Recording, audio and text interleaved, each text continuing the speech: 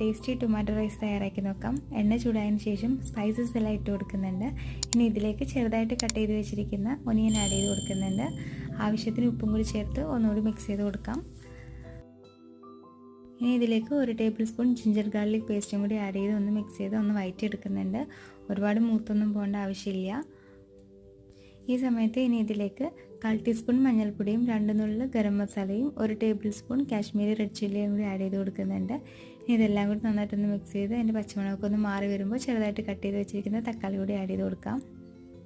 തക്കാളി ഒന്ന് നന്നായിട്ട് വെന്ത് അതിൻ്റെ വെള്ളമൊക്കെ ഒന്ന് പറ്റി വരുന്ന സമയത്ത് ഇതിലേക്ക് 1 ടേബിൾ സ്പൂൺ നെയ്യ് കൂടി ആഡ് ചെയ്ത് കൊടുത്ത് നന്നായിട്ടൊന്ന് മിക്സ് ചെയ്ത് കൊടുക്കുക.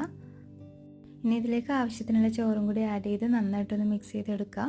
ചോറ് ഒരുപാട് വെന്ത് പോകാത്ത ചോറായിരിക്കണം ഇതിലേക്ക് ആഡ് ചെയ്ത് കൊടുക്കേണ്ടത്. ഇനി അവസാനമായിട്ട് ഇതിലേക്ക് കുറച്ച് മല്ലിയില കൂടി ആഡ് ചെയ്ത് കൊടുത്ത് നന്നായിട്ടൊന്ന് മിക്സ് ചെയ്ത് കൊടുക്കുക. ട്രൈ ചെയ്ത് നോക്കുക. നല്ല ടേസ്റ്റി ആയിട്ടുള്ള റെസിപ്പിയാണ്.